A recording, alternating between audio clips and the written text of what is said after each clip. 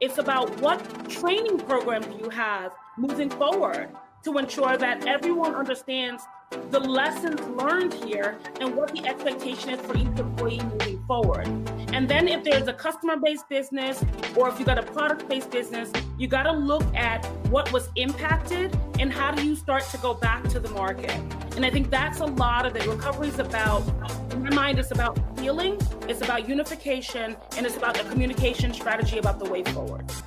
Mobile workforces, cloud applications, and digitalization are changing every aspect of the modern enterprise. And with radical transformation come new business risks. Welcome to Hybrid Identity Protection, the premier podcast for cybersecurity pros charged with defending hybrid identity environments. Presented by Semperis, the pioneers of identity-driven cyber resilience for the hybrid enterprise. And now, here's your host, 15-time Microsoft MVP and Active Directory security expert, Sean Deuby.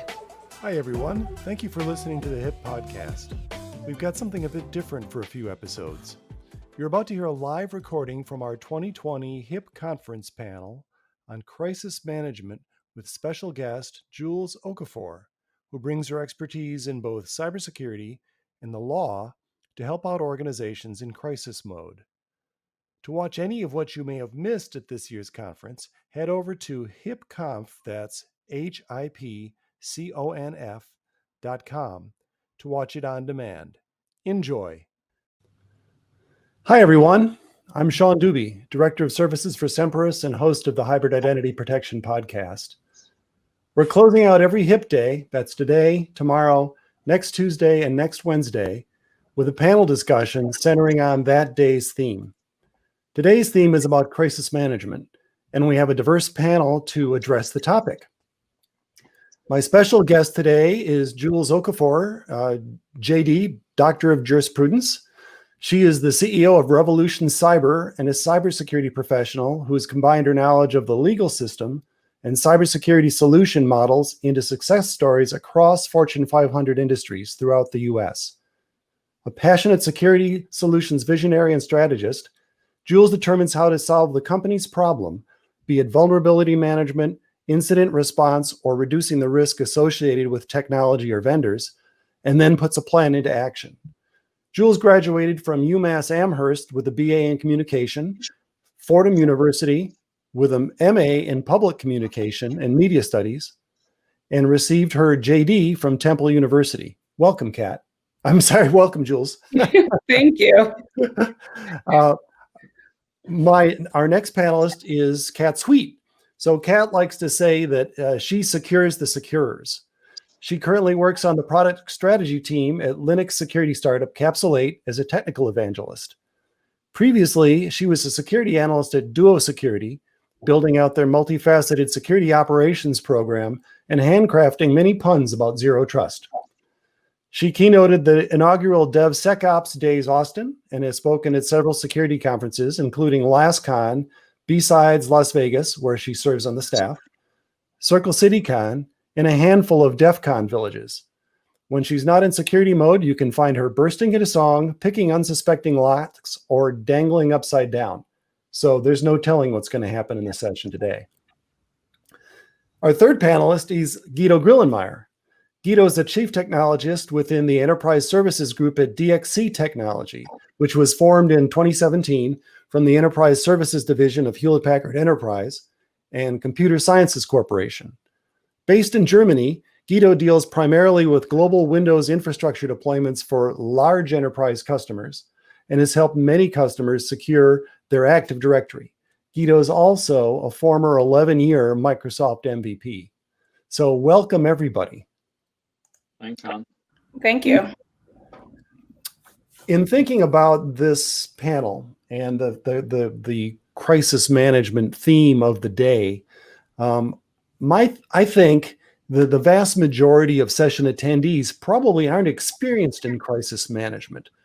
Human nature being what it is, most IT professionals spend their career doing whatever they can to avoid a crisis, not how to handle a crisis. But of course, with the advent of widespread ransomware attacks, what this morning Modi Crystal called a pandemic with business logic, it seems like everyone in IT should have some grounding in crisis management. Jules, I know you've spent a lot of time working with a lot of organizations on crisis management. If we look at the ransomware scenario, where some or all of a company's IT infrastructure is taken offline, what are some general principles an organization's management should follow? Or perhaps what do orgs typically get wrong in a crisis situation?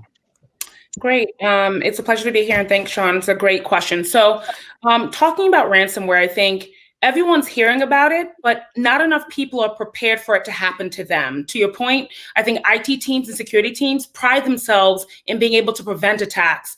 But more and more, you're seeing companies' ability to respond is a difference between whether they stay in business or they go under. A lot of what I see organizations do wrong is that they're typically not consolidating power in their response under one group of people.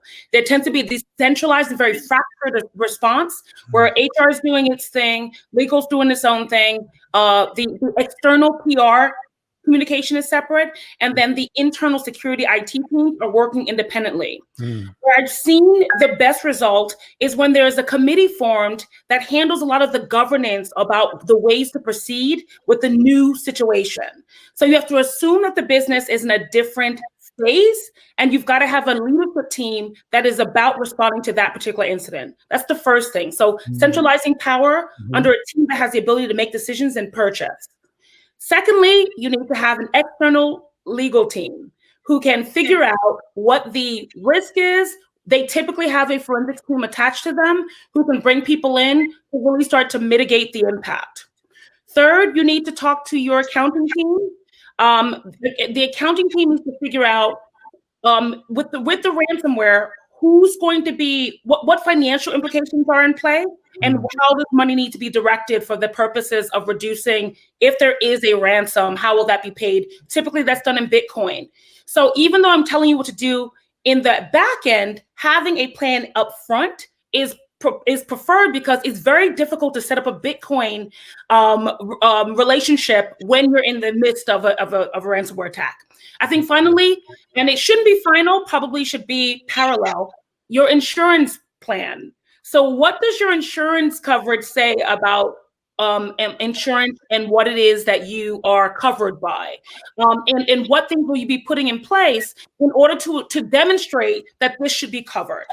So those are four really quick things I think that companies are getting wrong. And what I'll say as a tactical approach and in operations looking forward, being practical, what I would advise people is make sure you have a manual way by which to run the company. In the situation, you need to take all of your systems down. So really a strong takeaway that I get from what you're just saying is to have an umbrella team, an umbrella organization, because all of these things that need to be addressed in a ransomware situation or a crisis in general are siloed and are probably not used to regularly talking to each other. Yes. And so when you find yourself in a situation that I like to describe where everybody's running around with their hair on fire. Yes. There's lots of shouting that happens if you don't have well planned communication set up ahead of time. Definitely. Okay. So Guido, you and I, before we started the conversation, we're talking about the advanced planning. What are some other advanced planning aspects from an enterprise viewpoint that, when you have to prepare yourself for what, in the Microsoft world is nicknamed the crit sit? What sort of tips would you recommend? Or what sort of experiences have you had? Exactly. There are definitely add-ons to what Jules already said, because basically it all starts with that organizational preparedness.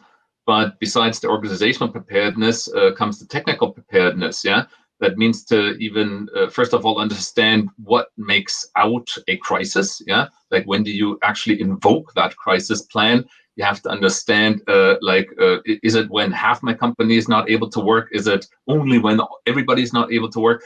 Whatever is a crisis to your company could be different to a different company depending on your outage. So first of all, you need to understand the dependencies of your systems. Yeah, and is a single service down? Is it a problem for me to run my business with that service down? And that, of course, depends on what other dependencies you have on that service. If we do take the authentication service, Active Directory, as an example, as that core service, if it were down, like Andy Greenberg this morning talked about the outage at Maersk,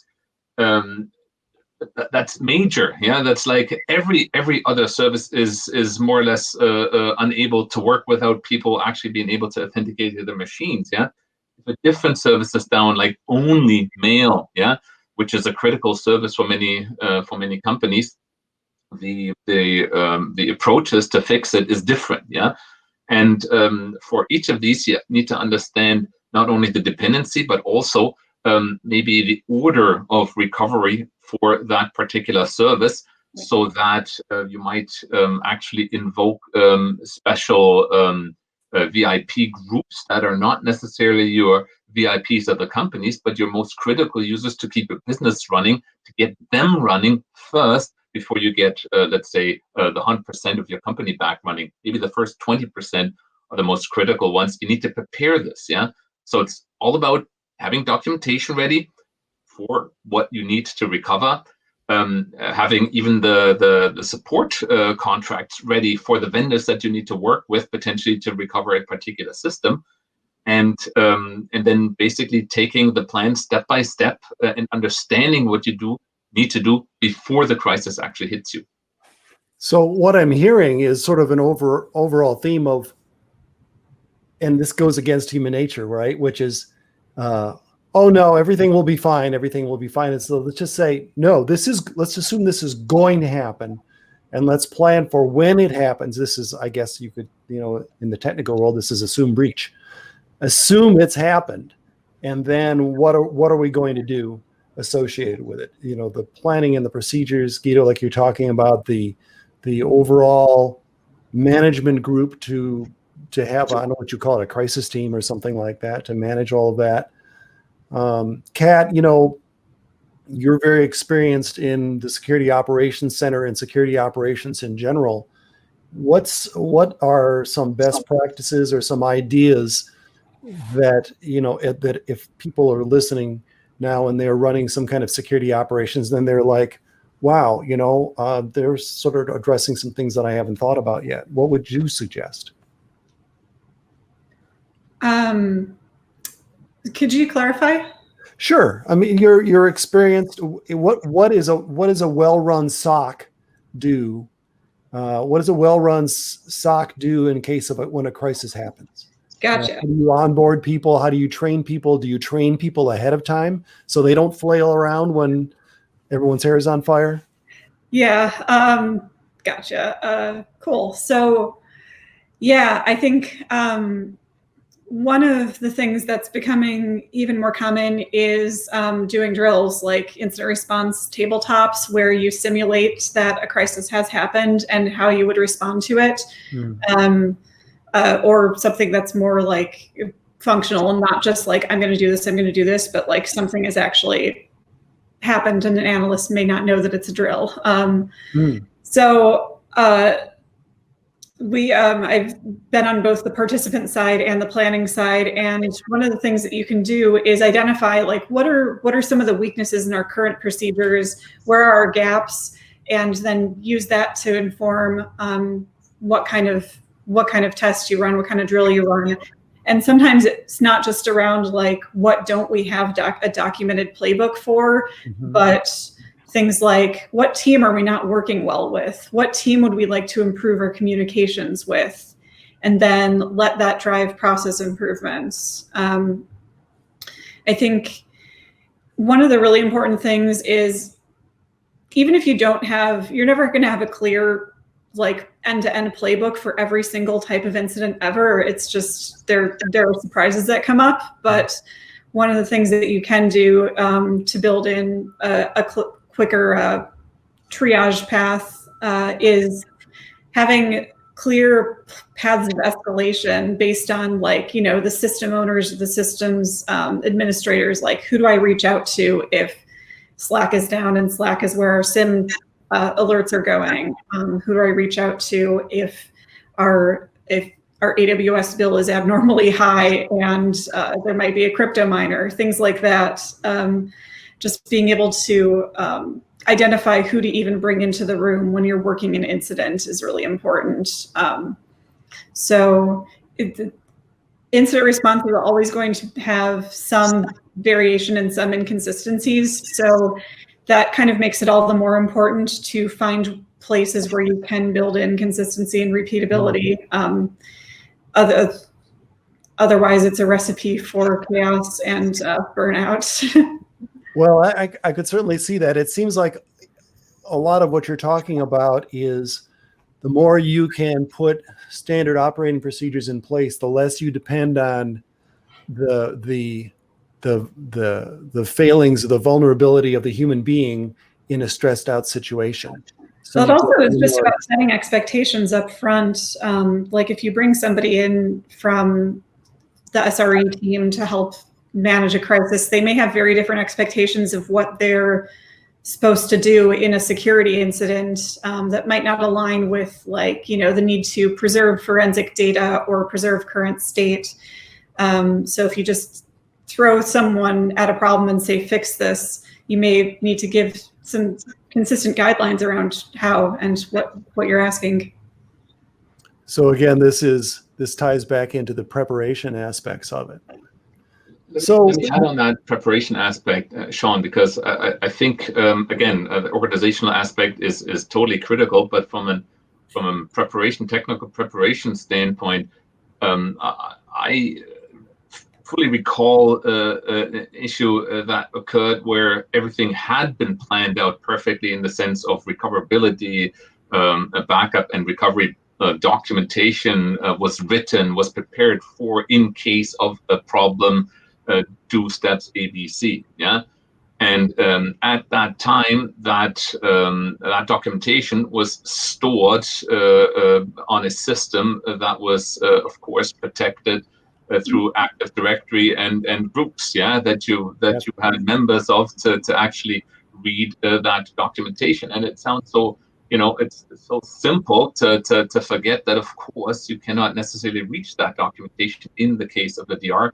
And again, we have plenty of methods to have offline, copies of documentation or protected in a different way, away from your core authentication system. Of course, we can think about Azure and offloading data from on-prem to some cloud-based repository and whatnot. But you still need to prepare it. Yeah? You need to be aware of what needs to go where, so that in the case of an outage, you have that documentation accessible, because recoverability, even if you bring in all sorts of new specialists that help you to actually get that, the vendors, Microsoft, Citrix, you name them, that you might need to work with for recoverability, they need your input, yeah, and of how the system was set up, what are the details, etc. And you cannot reach that easily. It's a simple step that people forget. And since it has been forgotten, I just wanted to remind people, don't forget to ensure that you have some out-of-band access to your critical documentation. Right. Well, we do disaster recovery when we do product implementations. We do discovery on a company's Active Directory, for example, and invariably point out something where they haven't thought about, where they have some aspect of it, and they say, well, you're not going to be able to get to that. And I'm certainly aware of stories where organizations couldn't get into their own computer rooms to remediate because critical systems were down. Yeah. So I joke about the chair through a window strategy to get in and do something like that. So a lot of this goes around, we're talking about, essentially, we're sort of working around human nature and human frailty. Jules, you're spent a lot of time working on these aspects of it. What, if to the, let's say the IT pro that's listening to this, what sort of things should they be aware of? Like, look, you're not going to be thinking clearly about X, Y, or Z, or Remember these basic principles to keep your sanity during a crisis.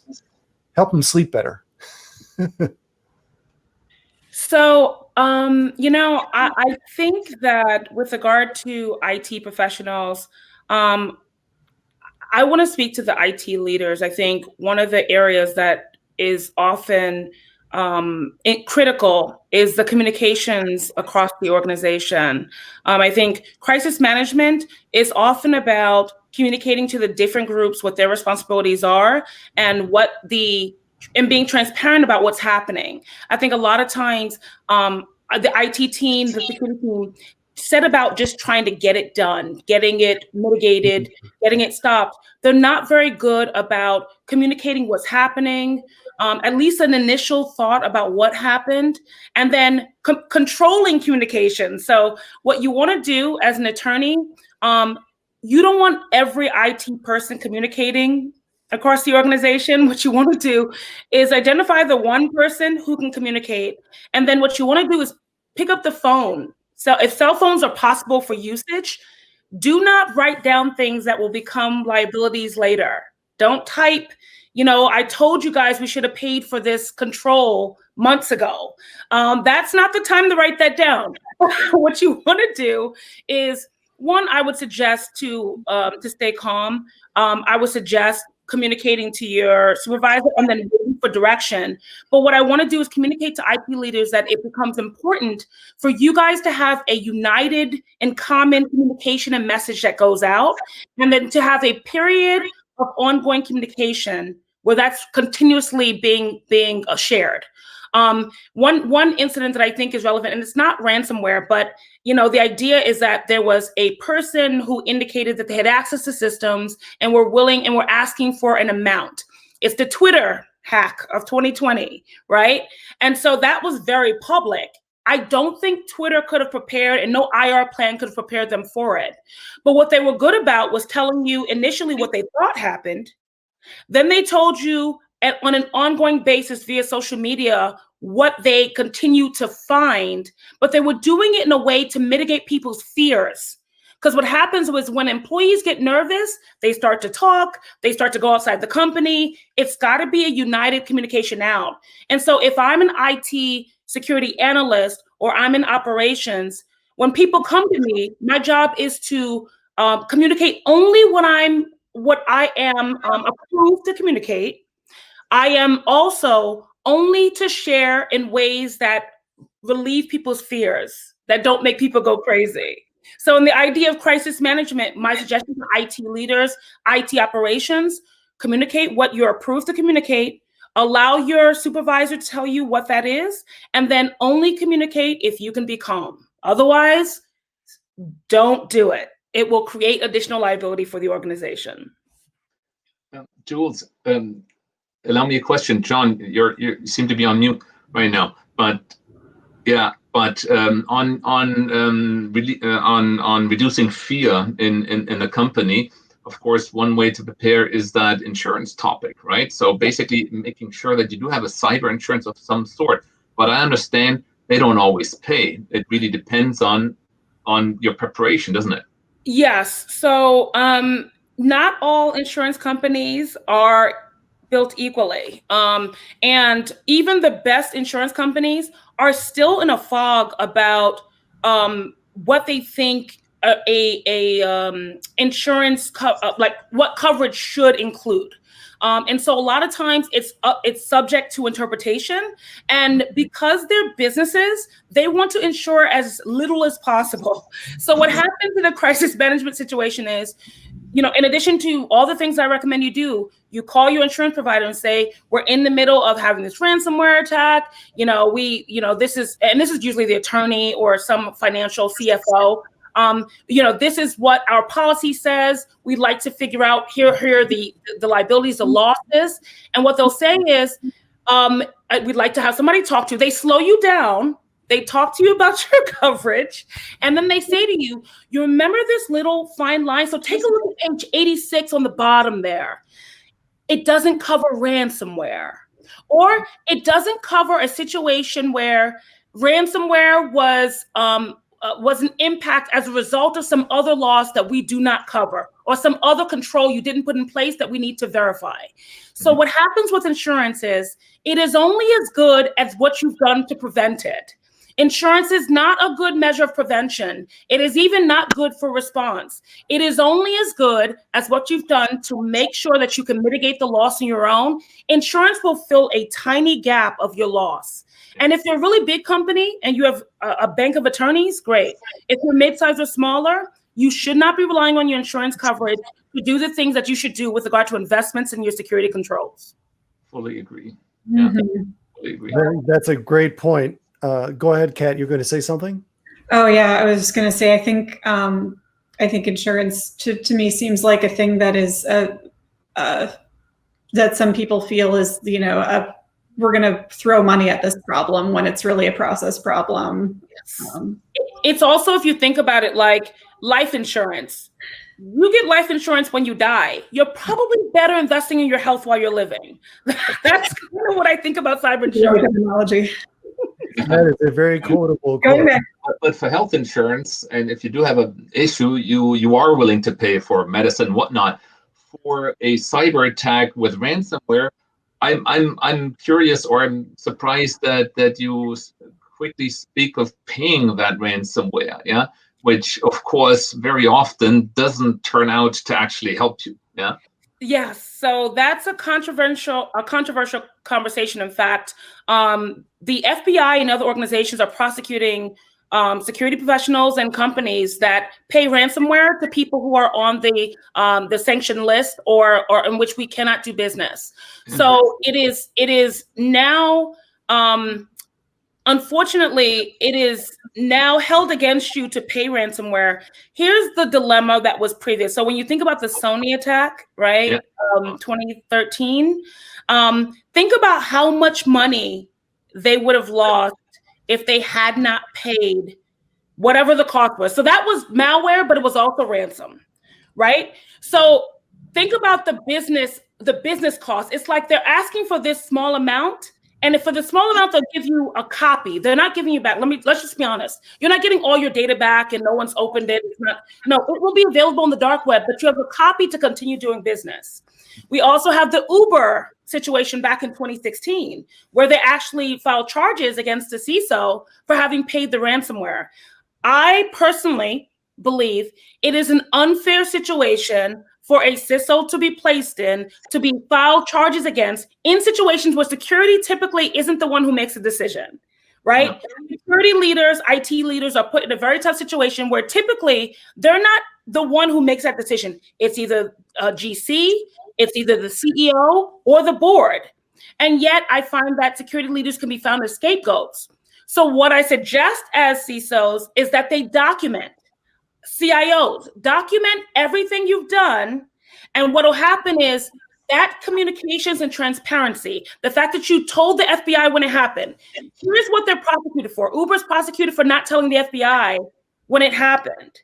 So if you can communicate that you told the FBI, that you put out breach notifications, they have a less case against you that you deliberately and willfully paid ransomware without actually, with the intention to actually either pay someone on the sanctions list or to actually, for the benefit of the company, knowing full well what the implications were. So you have to put it down. But the issue with crisis management is you do what is in the best interest, and it's a natural tendency to react.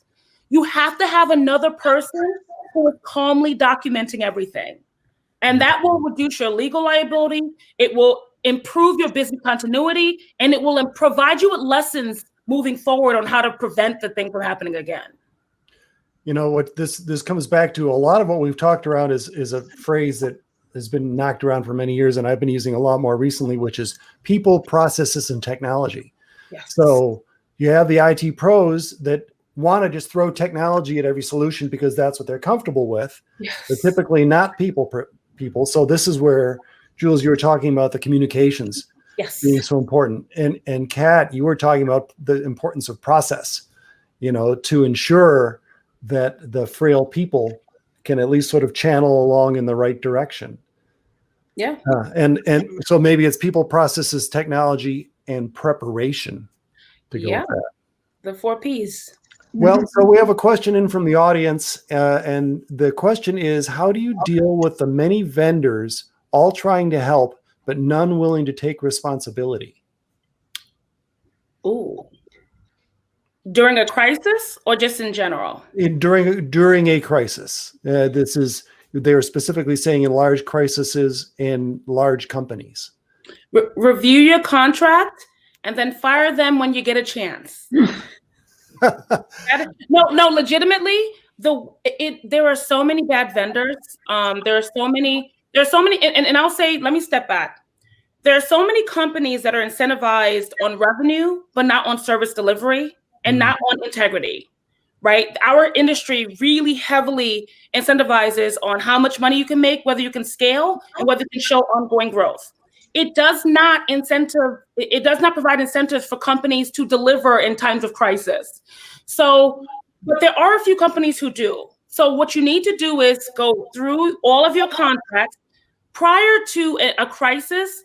Make sure you're negotiating with your security vendors, so you understand if this scenario happened, what would be your obligation to us? What could we count on you for? And then you need a matrix where you can outline what that is that you could require them for, what the SLA is, and who the person is to whom you would contact. And again, this ties back to preparation.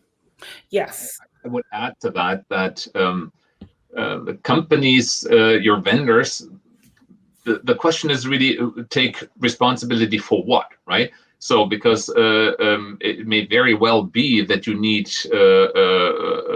many vendors to work together to recover your business fully, and that responsibility can only be taken internally, to coordinate between them, and that's where that crisis management teams come in. That's where that organizational structure that you need to have in place that we discussed right at the start needs to come in. That's the preparation before a crisis occurs. Actually, been going through test scenarios. It's not uncommon to have yearly test scenarios in the financial services industries, and probably many others as well. But I've lived through it in the financial services industries, where you take down a whole data center, and you mimic an outage, and honestly, that's the most common outages that are being practiced, and that is also what IT is best prepared for to encounter, because that's where you built in resilience. You have that second data center and ensure that systems keep on running.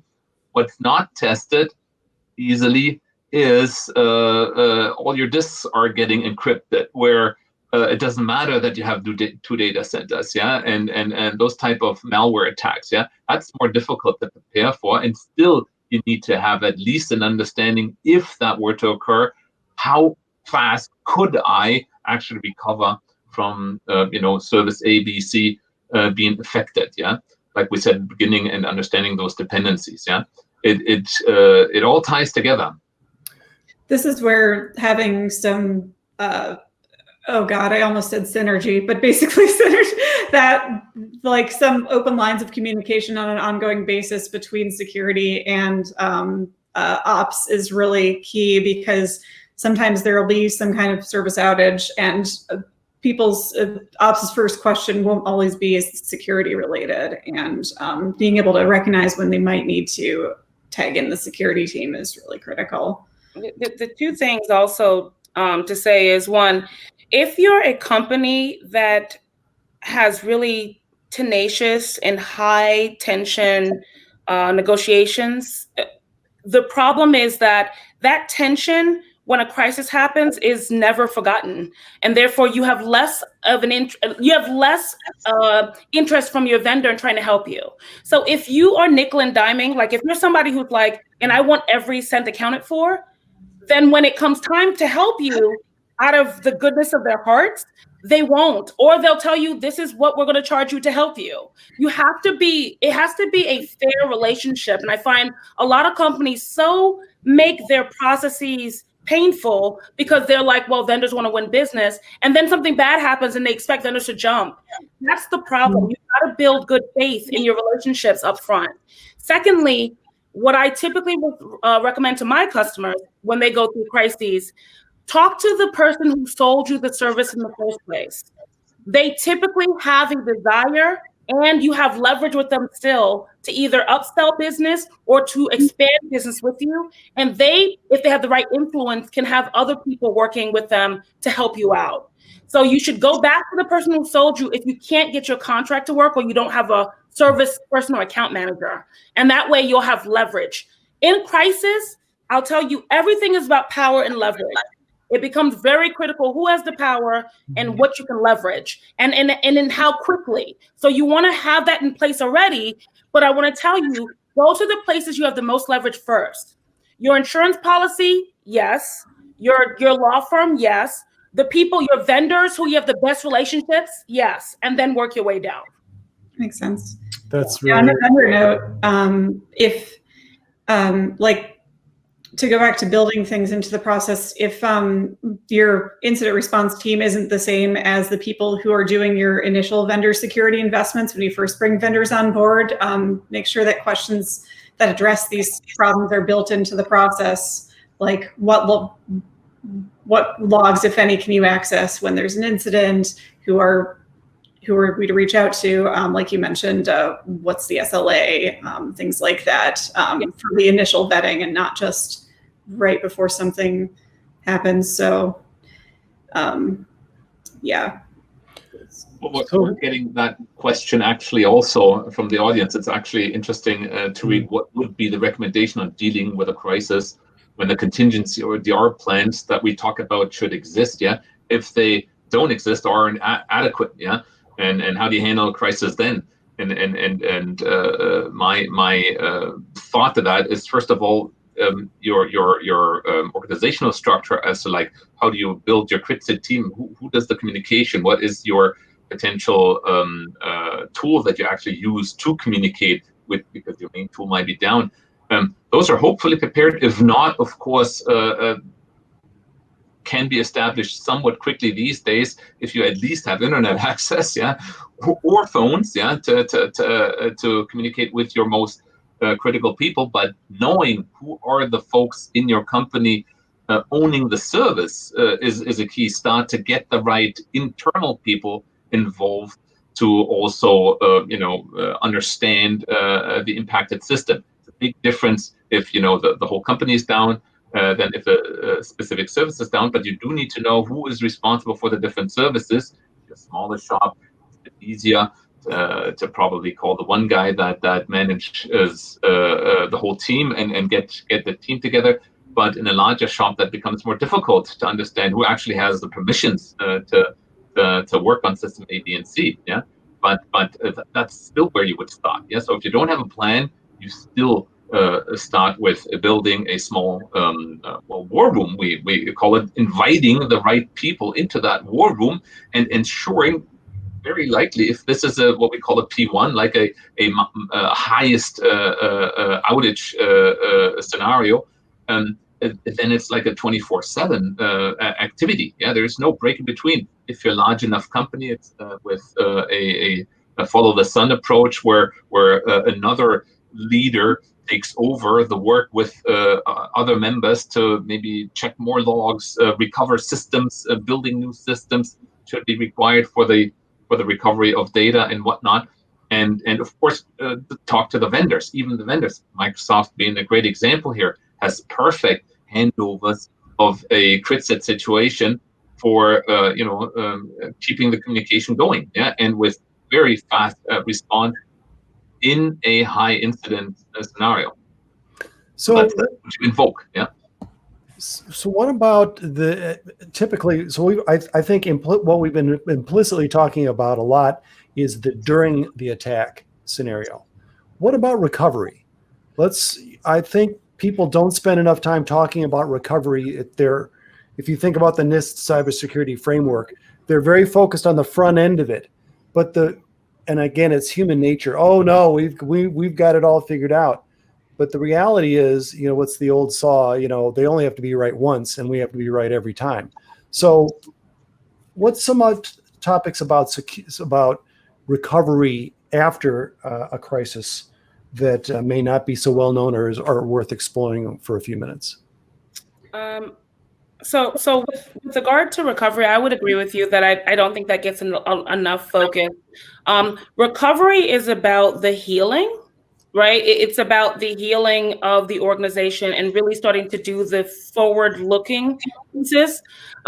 Recovery should not begin until you can make sure that that everything's mitigated and there isn't any more data leakage and there's nothing going out and there isn't any fear of additional attack.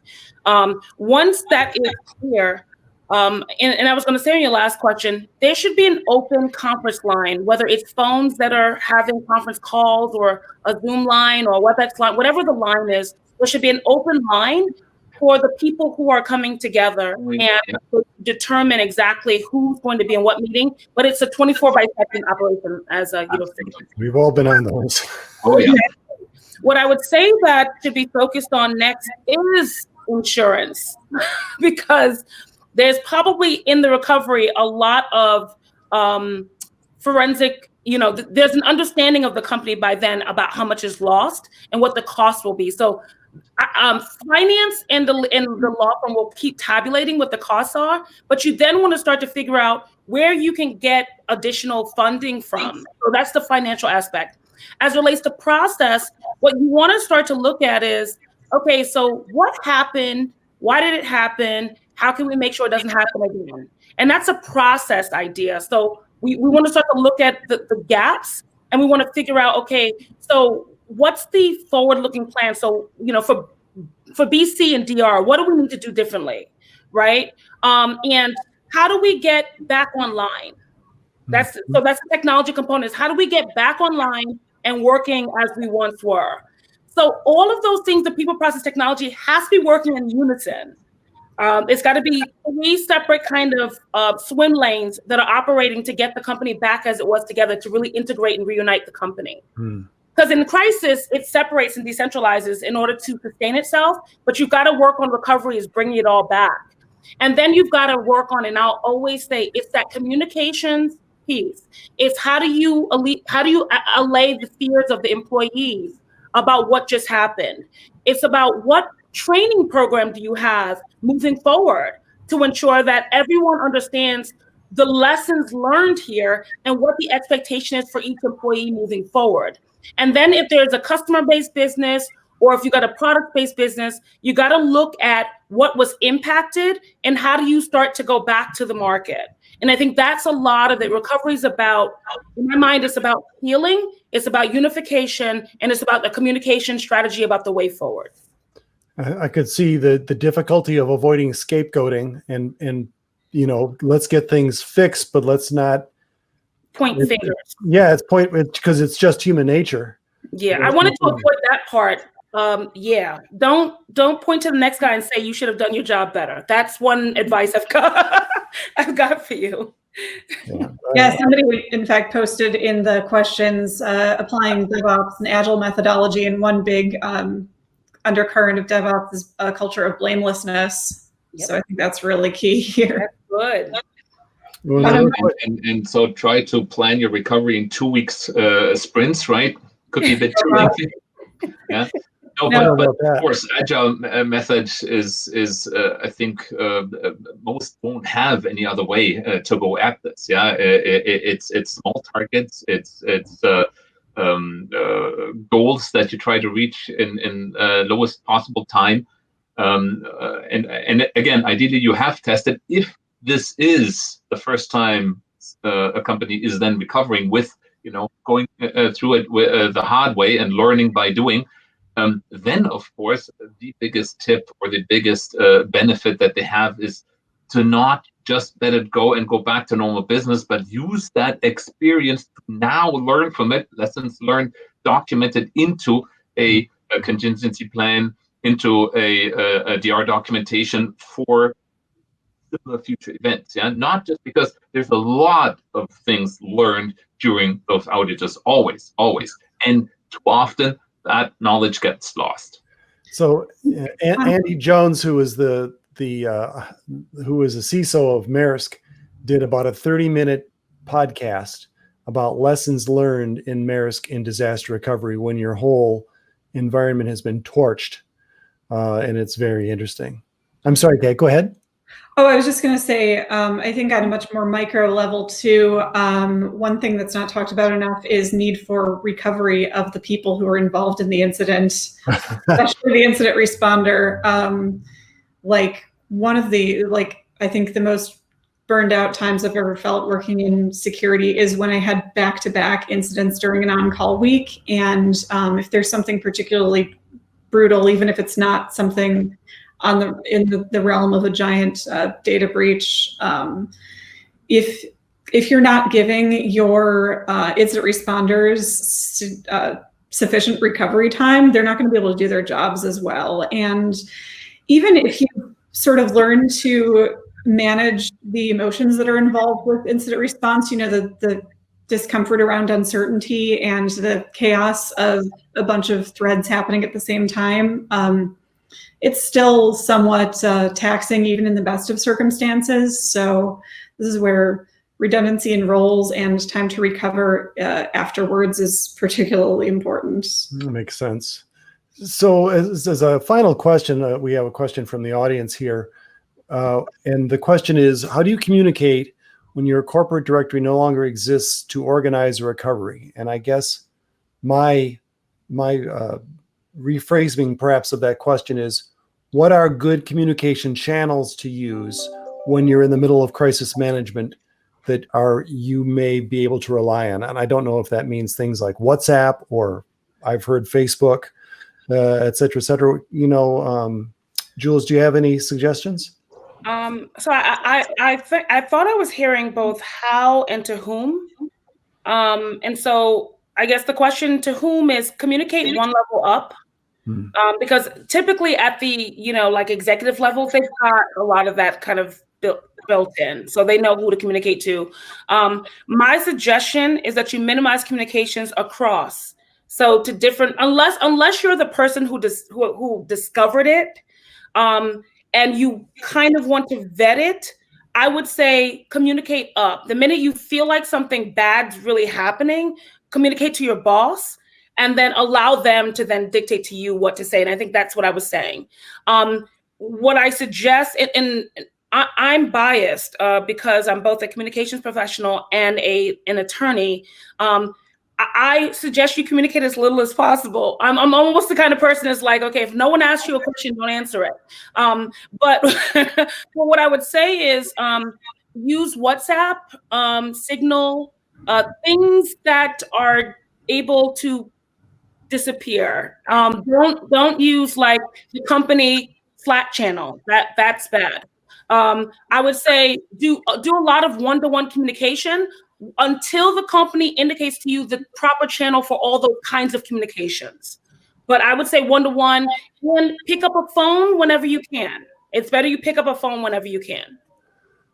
And I think fully agree, but I think the question is also regarding let's say the technical aspect of the situation that you can no longer use your traditional communication tools, mail as a simple example, or Teams, if whatever, even your connectivity to the internet and authentication to Azure were down for whatever reason, and I think this is where ideally you do have for your critical members, and that's ideally the preparation work that's done, those phone numbers ready, that you don't need to look them up in a directory. You have to have them available, the phone numbers of the managers, the VIPs, the executive leadership guys, to keep them informed in a situation that you cannot inform every employee of the company. That's unfortunate, but that's probably less of a problem that you would worry about in the instance of that outage. Depending on the situation, you could, of course, you might still have access to, or the users might still have access to a homepage of the company using announcements there, where they might not need to use the central directory or whatnot. Don't do that in the sense of written down. Okay, this is exactly where decisions probably need to be made, what to communicate where in the right way. But we need to differentiate between organizational and, let's say, legal topics of communication and just information to employees. By the way, our systems are down, you can try to come back in, I don't know, 4 hours. Yeah, give the crisis team some time to work on a solution and build up proper resources for you to work on again. And typically, help desk teams have a phone number to call. Try your help desk. They typically are also given. Very good point. Like the central help desk number, inform them so they can inform the employees. Absolutely. Yeah, and Jules' answer still definitely applies about encrypted apps like Signal and WhatsApp. I liked the comment in the questions about carrier pigeons being an option. Right. Yeah, that's definitely the offline communication. Well, that would be offline. Thank you, everybody, for a really interesting conversation with all sorts of really good insights, at least for me, and I think hopefully for the audience as well.